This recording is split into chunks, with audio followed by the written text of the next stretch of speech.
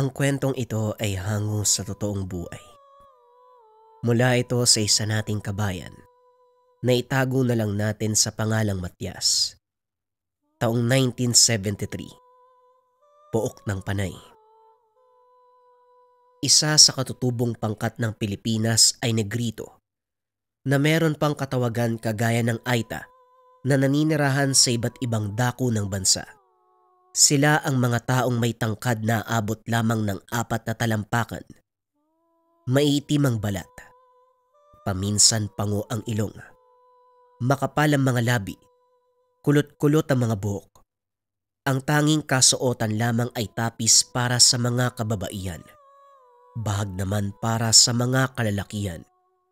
Nakatira ang mga ito sa lugar kung saan pwedeng mapagkunan ng pang-araw-araw na pagkain. Katulad ng bundok na pwedeng mangaso, makakuha ng halaman at bungang kahoy, at iba pang malapit sa ilog para makapangisda. Sa pagdaan ng panahon, naging tampok ng pangungutya ang pangkat dahil sa kanilang pisikal na kaanyuan. Hindi lilipas ang araw na hindi makakarinig ng panghuhusga. Ito ay isa sa mga kinakarap ni Mang Ata, isang negritong mag-isang naninirahan sa yungib ng kagubatan. Hindi siya kailanman dumarayo sa nayon sa takot na maging katawa-tawa sa paningin ng lahat. Nasa gubat lamang, ibinubuhos ang buong oras sa paghahanap ng makakain. Kung minsan naman, sa panahon ng tag-ani, sumusubok na makabili ng gulay sa mga magsasaka. Pero sa halip na makakuha, pinagtatawanan lamang. Oh, nandito na naman yung bansot si Ata. Makikisuyo ka ba ng gulay at prutas? Anong ibibigay mong bayad? Nung huli nagdala ka ng 2 isda. Aba kulang na kulang yon. Yung isda huhulihin mo lang ng ilang oras eh. Tapos yung pagtatanim namin buwan ang bibilangin. Sandali. Ano bang nangangamoy? Yung dala mong karne o ikaw? Ilang taon ka na bang walang ligo? Matapos magsalita ni Mang Onyot, napuno ng tawanan ang buong paligid. Lahat ng magsasaka, hindi mapigilang humagalpak ng tawa. Napayuko na lang si Mang Ata sa nararamdamang hiya. O yata, kung mangingisda ka lang sa ilog, bigyan mo naman ng kaunting oras ang sarili mo na makaligo. Daig mo pa yung isda sa sobrang lansa. Hindi ka ba nagtataka kung bakit wala ni isa sa nayon ang nakikipagkaibigan sa'yo? Ang baho mo kasi. Pangit na nga, nangangamoy ka pa. Wika ng isa pang magsasaka, si Mang Ubing. Ata kung ako sa'yo, huwag ka nang bumalik dito. Pagtatawanan ka lang namin. Ano ba kasi? Hindi ka nga payasyo, pero nakakatawa ang itsura mo. Pandak, pango pa ang ilong, ang itim-itim. Minsan nga, akala ko unggoy ang paparating. Ikaw pala.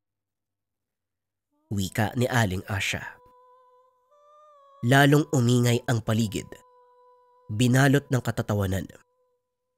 Tahimik lamang si Mang Ata. Nag-iintay kung may magsasakang magbibigay ng kahit mangilang-ilang peraso ng gulay o prutas. Pero lahat ng mga ito, nagsialisan dala ang mga naani. Nagbuntong hininga ang matanda. Hinatid ng tanaw ang mga magsasaka. Naupo sa lilim ng puno at saka tinignan ang dalang karne, paanang nahuling usa. Sa kabilang banda, hindi maiwasang magtanong ng binatang nakasaksi sa pangyayari. Siya si Matias, ang pamangkin ni Mang Ruben na isa ring magsasaka. Kakabagong dating lang nito sa lugar mula sa probinsyang kinalakihan. Obet, ang lala pala ng mga tao dito sa inyo. Grabe kung mangusgaw. Gusto lang namang makahingi ng pagkain ng matanda. Kawawa naman siya. Nakaupo na nga lang sa tabi Tapos nilalait pa. Wika ni Matias sa pinsang si Obet. Kasalukuyang nagtatabas ng damo sa maliit na gulayan ang dalawa. Nasanay na ako sa ganyan Wala namang bago. Pero tama din sila Nakakatawa yung itsura ni Mang Ata. Hindi tuloy ako makapaniwala na merong ganyang taga rito sa mundo. Kung tayo pinagpala sa itsura, siya naman binagsakan ng kamalasan. Tugon ni Obet. Humagalpak ng tawa. Naihagis ni Matias ang bitbit na gulok. Hindi naman natamaan dahil mabilis na nakailag si Obet. Hindi na lamang ito pinansin. Pumitas ng ilang peraso ng talong at okra. Kumuha din ng mangga at langka sa loob ng tahanan. Pagkatapos mailagay sa maliit na bilao, dali-daling lumapit sa kinaroroonan ni Mang Ata. Manong, meron po ako dito ilang prutas. Pagtiyagaan nyo na lang po. Kakaani lang kasi ng karamihan sa pananim namin eh. Naibenta na ni Tiyo sa bayan. Eto na lang ang natira. Dali-daling tumayo ang matandang katutubo. Tinanggap ang bilao sabay abot ng karne bilang pambayad.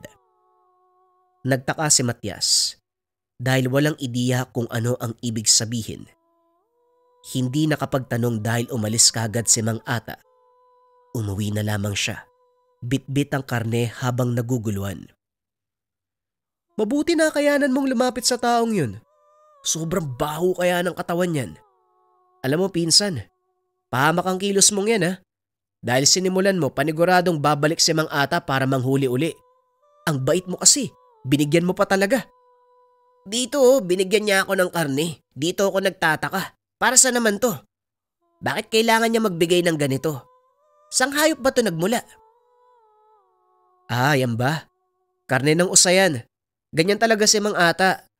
Kung gusto niya ng gulay at prutas o namang produkto ng sakahan, nagdadala siya ng karne sa mga nahuling hayop bilang pambayad. Wala siyang pera eh.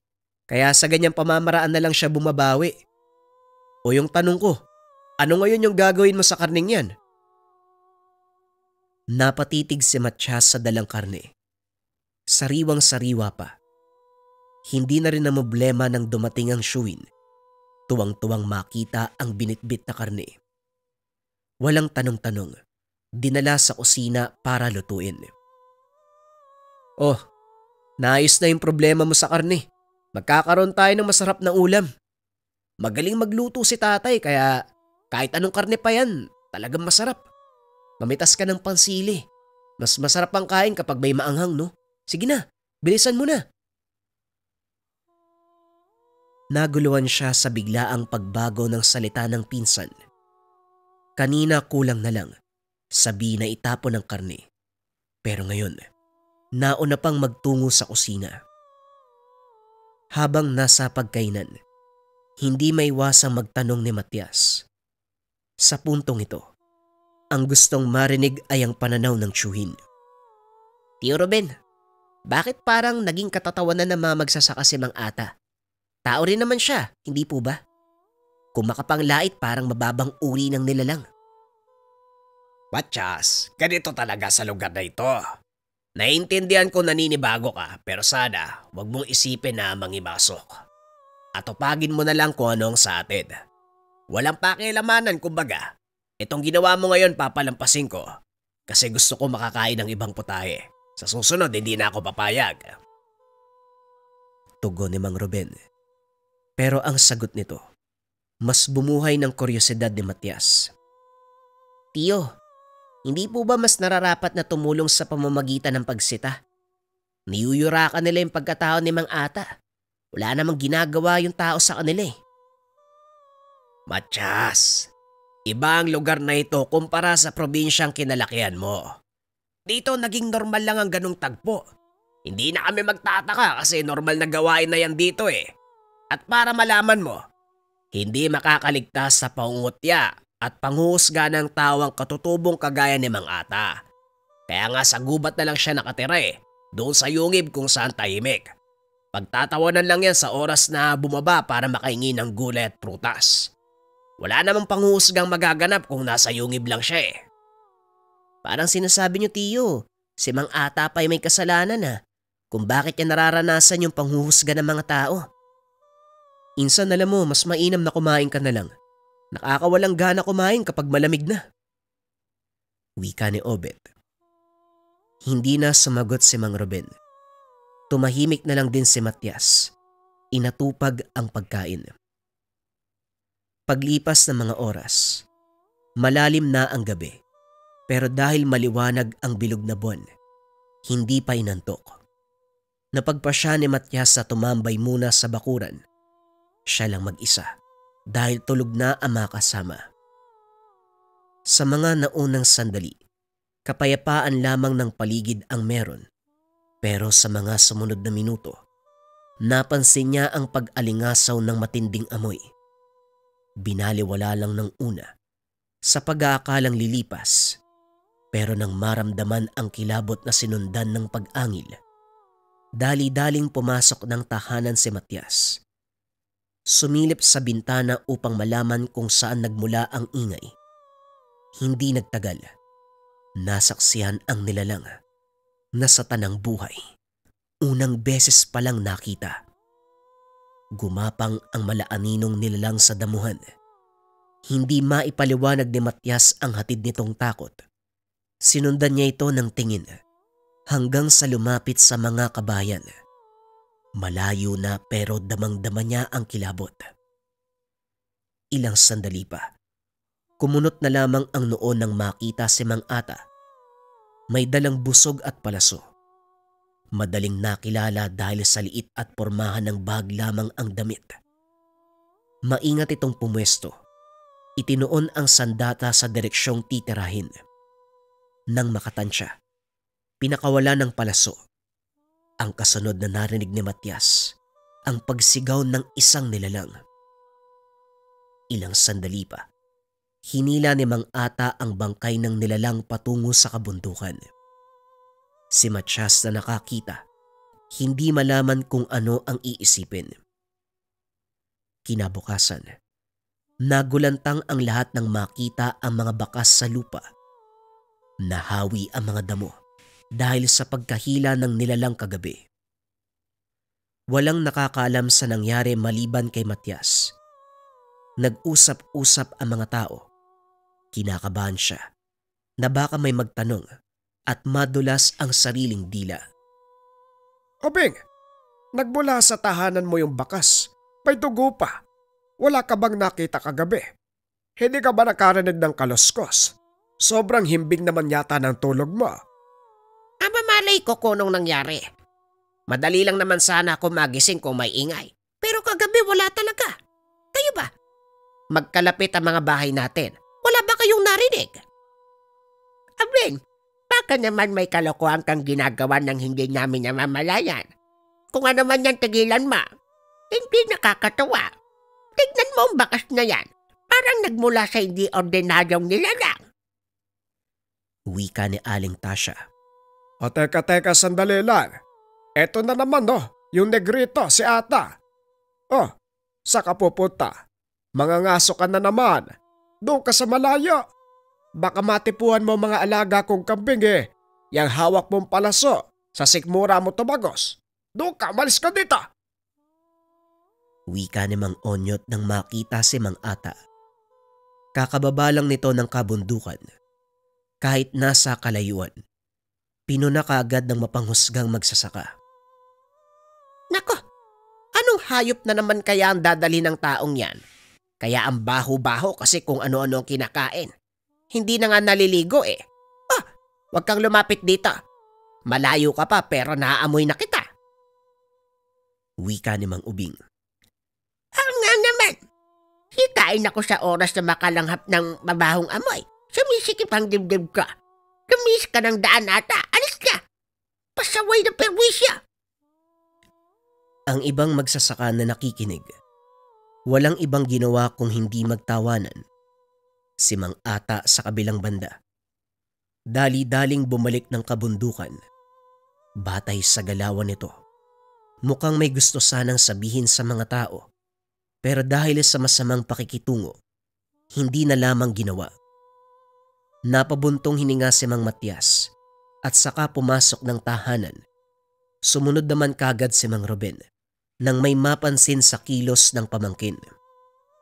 Matias, hindi naman sana nangyayalam, pero may gusto ka bang sabihin? Sa galaw mo kasi parang may nalalaman ka tungkol sa nangyari. Meron ba? Atin-atin lang to. Nagulat si Matias sa tanong ng Chewin. Muling kinabahan pero nakahanap din ng irarason. Wala naman po. Paano ko malalaman tulog na ako ng mga oras na yan. Sadyang hindi lang maganda yung gising ko. Kaya parang wala ho sa wisyo kong kumilos. Pasensya na ho kayo. Gano ba? Akala ko kung ano na eh. Kasi kung meron kang nalalaman, mas mabuti sabihin mo para malaman ng lahat kung ano ba ang nangyayari. Ayon nga sa sabi nila, parang mula sa ibang nilalang ang natagpo ang bakas. Kung ganon, may ibang dapat bantayan. May aswang na nga na paminsan-minsang nanggugulo, dadagdag pa yung bagong nilalang. Ay nako. O siya, maiwan na muna kita. Sa puntong ito, doble ang kaba ni Matias dahil lang nakita kagabi ang sinabi nitong aswang. Narinig nito kahit doon pa sa pinanggagalingang probinsya. Hindi lang inasahan sa paglipat ng tahanan ng Chewin, aktwal na makakakita. Hanggang sa mga sandaling ito, sariwa ang nararamdamang takot. Diyos ko, kagabi ko lang nakita pero ngayon parang nasa harapan ko pa. Kaso si Mang Ata. Muling natahimik si Matias nang maalala ang ginawa ng matandang katutubo kagabi. Malinaw na nabalikan sa isipan ang ginawang pagpana hanggang sa paghila ng halimaw. Hindi tuloy maiwasang maisip na alamin ang tunay nitong pagkatao. Nang magkaideya, palihim siyang kumilos. Pagsapit ng hapon, inabangan ni Matias si Mang Ata. Sa taniman lang siya naglibot. Tumingin sa mga pananim habang inaantay na lumitaw ang matanda. Ngunit sumapit na ang dilim. Hindi ito nagparamdam. Narinig pa mula sa usapan ng magsasaka. Binugbog ni Mang Onyok dahil biniktima daw ang alagang kambing. Inakala kasing ligaw kaya tinira gamit ang palaso.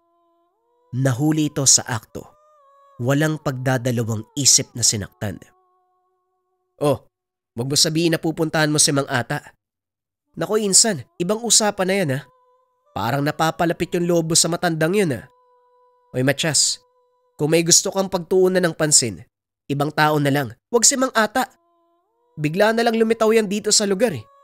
Walang nakakaalam kung saan galing. Siya rin yung pinaghihinalaang gumawa ng kalokohan dito.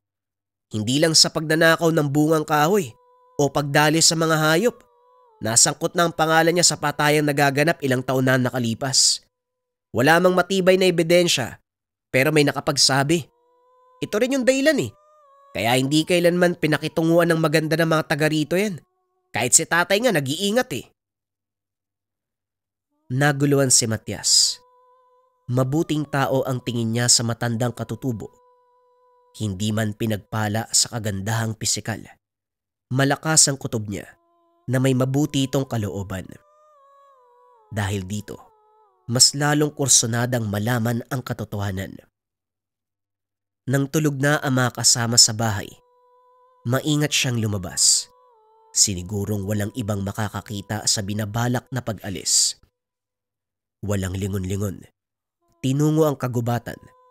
Hinanap ang yungib kung saan nakatira si Mang Ata. Bago niya matunton, isang pag-angil ang narinig. Hindi na nakakilos sa kinakatayuan nang mapagtantong ingay ito ng aswang. Sunod na napansin ang paglipad ng mga palaso kung saan-saan tumatama. Kamuntikan pa siyang madali kung hindi napansin.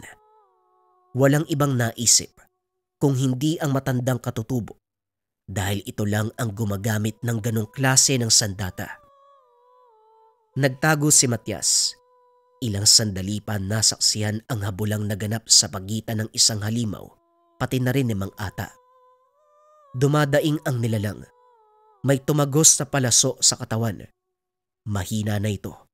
Humandusay pagdating sa unahan. Minabuti ni Mang Matias na manahimik habang pinapanood ang buong kaganapan. Lumod sa harapan ng nakabulagtang aswang ang matanda. May sinabing mga kataga na hindi maintindihan. Umabot ng ilang sandali ang ginawa. Pagkatapos ay pasimpleng hinila ang bangkay. Dali-dali namang sumunod si Matias. Nakarating sa isang yungib. Doon huminto si Mang Ata. Tumingin pa ito sa paligid bago nagpatuloy sa gagawin. Inalis nito ang nakatambak na mga sanga at dahon sa lupa kung saan may nakatagong hukay. Inhulog doon ang katawan ng aswang.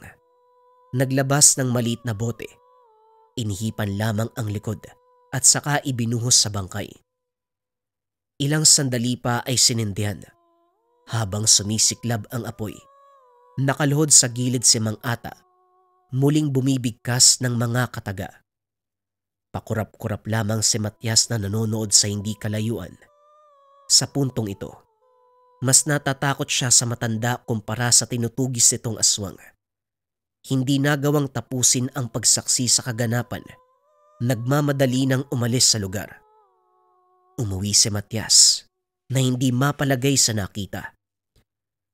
Kinabukasan, bumaba si Mang Ata ng kabundukan upang makiusap ng iilang prutas. May dalang karne at lamang loob. Matyagang nag-aantay sa tabi kung merong magsasakang magbibigay. Samantala, tinignan lamang ito ni Matias. Sariwa pa rin sa alaala ang nasaksiyang kaganapan. Hanggang ngayon, dama pa rin ang takot. Oh, nandyan yung paborito mong negrito. Hindi mo lalapitan para bigyan ng gulay o prutas. Nung nakaraan lang, nag-aalala ka dyan ah. Bakit parang ngayon natatakot ka na? Wika ni Obed nang mapuna ang kilos ni Matias. Hindi naman sa ganun. Napaisip lang ako sa sinabi mo at ni Tio Robin eh. Siguro tama kayo. Huwag na lamang pansinin si Mang Ata.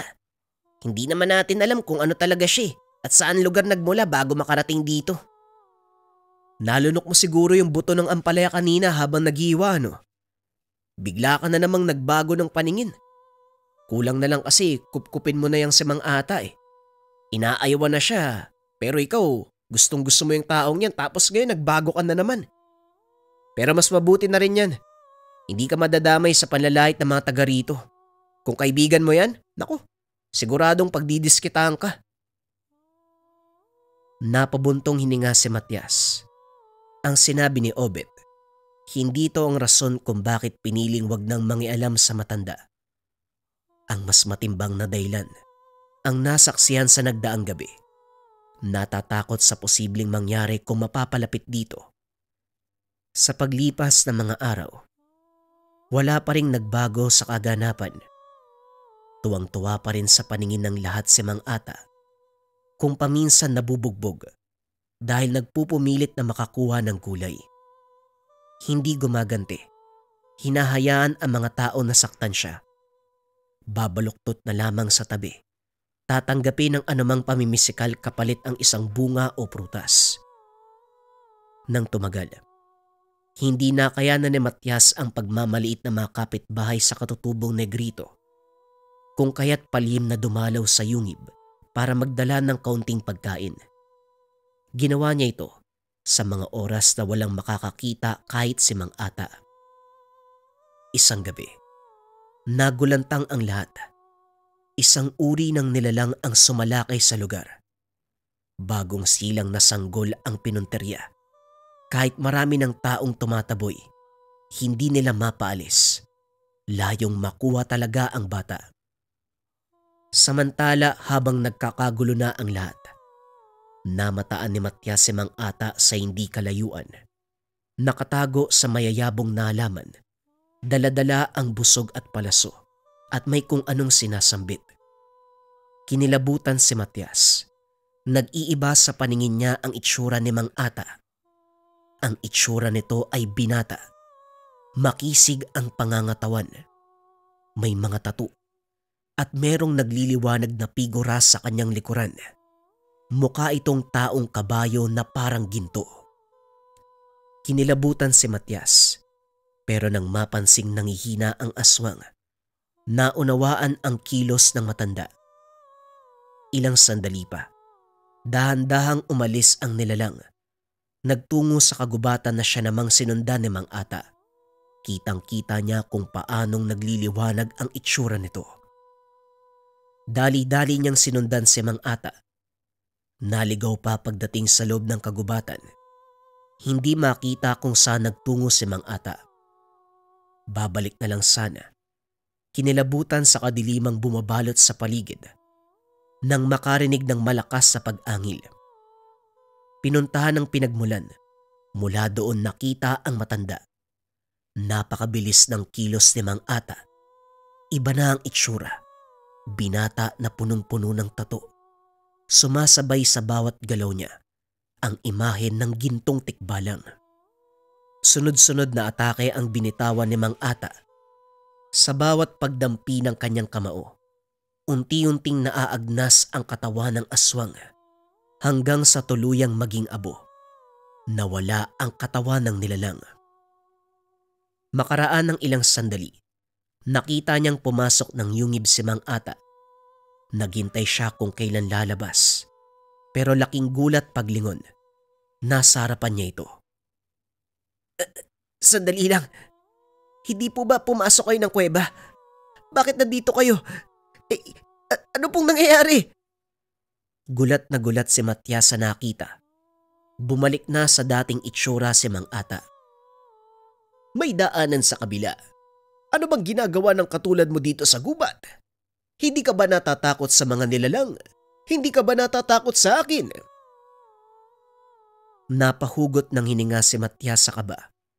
Nanginginig habang nakatingin sa mga mata ng matanda. Napadaan lang po ako. Aalis na po ako. Busilak ang iyong kalooban. Alam kong nakita mo ang kaganapan. Ngunit alam ko rin na hindi mo'y pagsasabi ang mga nasaksiyan. Mabuti kang tao, bata. Nararamdaman ko. Hindi nakapagsalita si Matias. Magaan man ang pakikitungo ng matanda. Hindi pa rin maiwasang makaramdam ng takot sa hindi maipaliwanag na gawain ito. Lumakad na siya. Pagdating sa unahan muling lumingon. Hindi kayang pigilan ang pagtatanong. Sino po ba talaga kayo, Mang Ata? Anong klaseng tao kayo? Bakit ganun yung nakita ko? Nagbabago kayo ng itsura. Mas mabuti nang wala kang alam. Sige na, iho. Umuwi ka na. Lumipas ang ilang linggo. Hindi na muling nakita si Mang Ata. Ilang beses nagtungo si Matias sa yungib para magdala ng prutas pero wala ng tao roon. Ang sabi ng nakakita, umalis na ang matanda. Ang paniniwala, hahanap ng bagong tahanan. Mas mainam ng ganon para makapagpahinga si Mang Ata sa mga taga rito. Kahit inaayaban ko ang taong yon, naawa din ako. Naging pulutan ang araw-araw na usapan. Sa kabilang banda, nahati ang damdamin ni Matias. May bahaging nalulungkot sa biglaang pagkawala ng matanda. May bahagi ding natuwa kagaya ng Chewin. Ipinagdasal na lamang kung saang dako nakarating si Mang Ata. Mapabuti sana ang kalagayan nito. Ngunit palaisipan pa rin kay Matias ang tungkol sa pagkatao ni Mang Ata, kung bakit nagbabago ang anyo nito bilang isang matipunong tao na punong-puno ng tattoo ang katawan. Maging sa kanyang gabay, nagintong tikbalang. Interesado ba kayo sa langis na ginagamit ng manghihilot? Kadalasan dinadayo pa talaga yan para sa mga taong merong pilay o ginagambala ng mga elemento. Eto mga kabayan, konsagradong langis, haplas. Konsagrado na ang ibig sabihin ay binasbasa ng 6 na antingero. Tama kayo ng narinig mga kabayan. Galing pa ito sa Negros. Natural ingredients ang ginamit dito, amoy coconut mga kabayan. Ang langis ay gawa sa mutya ng baon na merong isang mata. Para ito sa masakit na katawan, kasukasuan, rayuma, ubo, sipon, sakit ng ulo at marami pang iba. Hindi lang pisikal na katawan ang binibigyang lunas, maging ang espiritual. Kung interesado ka, isearch lang ang shop ng Likha Merchandise.